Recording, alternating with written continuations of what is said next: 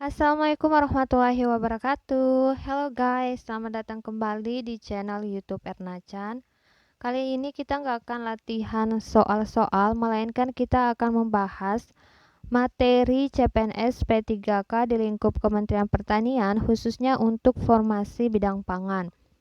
Jadi kita akan membahas topik jenis pangan dan penganekaragaman pangan.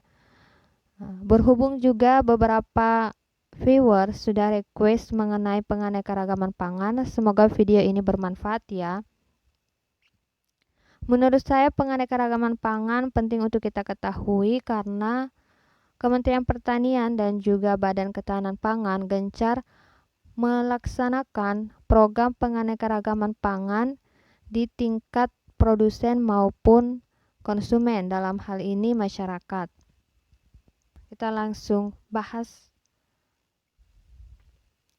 Berdasarkan Undang-Undang Nomor 18 Tahun 2012 tentang pangan, ada 4 jenis pangan dalam undang-undang tersebut. Pertama, pangan pokok adalah pangan yang diperuntukkan sebagai makanan utama sehari-hari sesuai dengan potensi sumber daya dan kearifan lokal. Selanjutnya, pangan lokal. Pangan lokal adalah makanan yang dikonsumsi oleh masyarakat setempat sesuai dengan potensi dan kearifan lokal.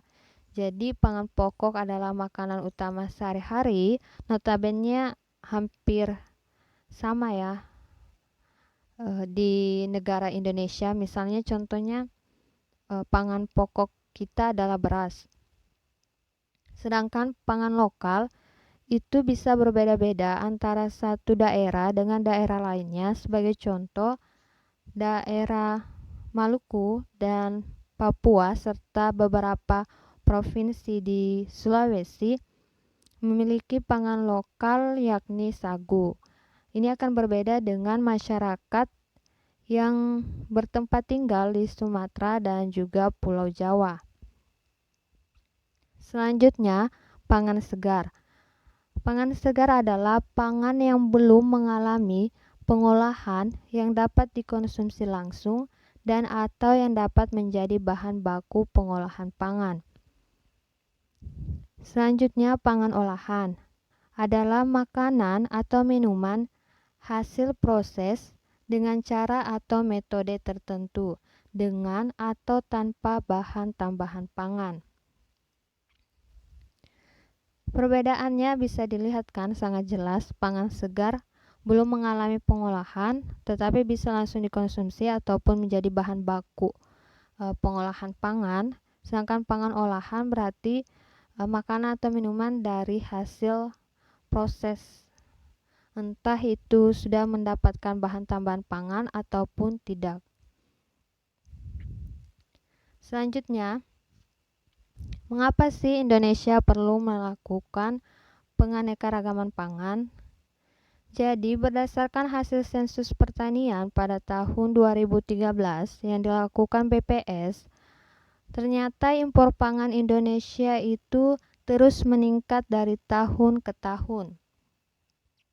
Jika pada tahun 2003 impor pangan senilai 3,34 miliar US dollar, tahun 2013 sudah mencapai 14,9 miliar US dollar, naik lebih dari 400% dalam kurun waktu 10 tahun. So, teman-teman bisa bayangkan dong, 10 tahun ke depan berapa besar nilai impor Indonesia di tahun 2023 jika di tahun 2013 saja sudah lebih dari 400%. Tentu ini sangat berbahaya karena impor itu menguras devisa negara.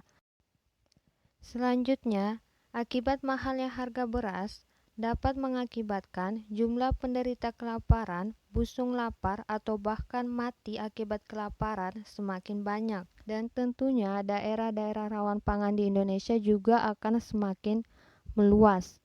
Jumlahnya akan terus bertambah. Oleh karena itu, Indonesia perlu melakukan penganekaragaman pangan.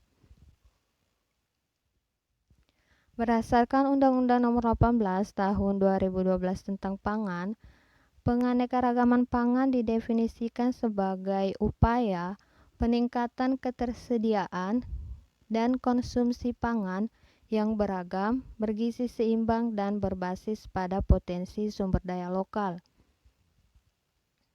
Jadi, penganekaragaman pangan menitik beratkan pada ketersediaan, yakni produksi di tingkat petani dan juga konsumsi pangan di tengah-tengah masyarakat.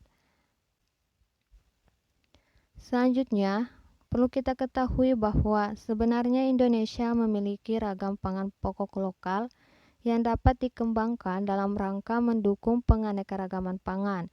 Sebagai contoh, pangan lokal di masyarakat ada talas, sagu, singkong, jagung, ubi jalar, dan masih banyak lagi umbi-umbian sumber karbohidrat yang bisa mensubstitusi beras dan juga tepung terigu ini. Selanjutnya, berdasarkan Undang-Undang Pangan, di pasal 41 teman-teman bisa lihat tujuan penganekaragaman pangan. Saya sarankan untuk teman-teman yang daftar formasi analis ketahanan pangan, undang-undang ini perlu teman-teman baca, pahami secara mendalam. Pada pasal 41 kita bisa lihat tujuan penganekaragaman pangan. Pertama, memenuhi pola konsumsi pangan yang beragam, bergizi seimbang, dan juga aman. Kedua, mengembangkan usaha pangan dan atau meningkatkan kesejahteraan masyarakat. Jadi, tujuan penganekaragaman pangan ini ada 3 dari segi pola konsumsi, usaha pangan, dan juga kesejahteraan masyarakat. Selanjutnya, pada pasal 42, penganekaragaman pangan sebagaimana dimaksud dalam pasal 41 dilakukan dengan pertama, penetapan kaidah penganekaragaman pangan, kedua, pengoptimalan pangan lokal, ketiga, pengembangan teknologi dan sistem insentif bagi usaha pengolahan pangan lokal, keempat, pengenalan jenis pangan baru termasuk pangan lokal yang belum dimanfaatkan, kelima, pengembangan diversifikasi usaha tani dan perikanan. Selanjutnya, peningkatan ketersediaan dan akses benih dan bibit tanaman, ternak dan ikan. Pengoptimalan pemanfaatan lahan termasuk lahan pekarangan. Untuk poin G ini sebentar akan kita lihat contoh program pemerintah dalam hal pengoptimalan pemanfaatan lahan pekarangan. Selanjutnya, penguatan usaha mikro, kecil, dan menengah di bidang pangan.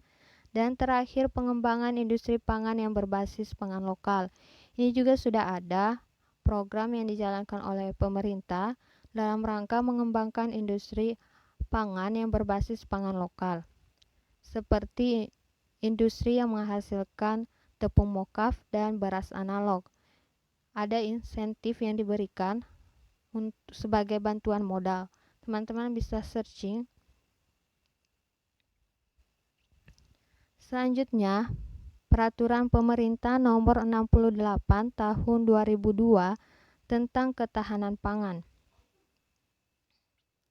Pada bab 4, Penganekaragaman Pangan, pasal 9, ayat 1, penganekaragaman pangan diselenggarakan untuk meningkatkan ketahanan pangan dengan memperhatikan sumber daya, kelembagaan, dan budaya lokal. Ayat 2, penganekaragaman pangan sebagaimana dimaksud dalam ayat 1 dilakukan dengan pertama, meningkatkan keanekaragaman pangan, kedua, mengembangkan teknologi pengolahan dan produk pangan, ketiga, meningkatkan kesadaran masyarakat untuk mengkonsumsi aneka ragam pangan dengan prinsip gizi seimbang. Jadi teman-teman perlu membaca undang-undang dan peraturan pemerintah di bab-bab yang membahas penganekaragaman pangan. Dan kita bisa lihat di sini Badan Ketahanan Pangan selaku badan pemerintah yang menangani permasalahan pangan di Indonesia. Untuk menyelenggarakan program peningkatan diversifikasi dan ketahanan pangan masyarakat, dilaksanakan 4 kegiatan sesuai dengan tugas dan fungsi Badan Ketahanan Pangan. Diversifikasi ini sama saja dengan penganekaragaman pangan ya. Pertama, pengembangan ketersediaan dan penanganan rawan pangan. Kedua, pengembangan sistem distribusi dan stabilitas harga pangan. Ketiga, pengembangan penganekaragaman konsumsi dan keamanan pangan. Teman-teman juga bisa membaca peraturan pemerintah terkait keamanan pangan. Dan terakhir, dukungan manajemen dan teknis lainnya pada Badan Ketahanan Pangan. Ya, ini contoh dari program Badan Ketahanan Pangan yang poin G tadi. Bahwa Badan Ketahanan Pangan Kementerian Pertanian telah melakukan kegiatan nyata di lapangan dengan mengoptimalisasi pemanfaatan lahan pekarangan melalui 2 program. Pertama, kawasan Rumah Pangan Lestari atau disingkat KRPL dan optimalisasi lahan pekarangan atau disingkat OPAL. Teman-teman juga bisa lihat bagaimana kriteria program ini dan tahapan-tahapannya.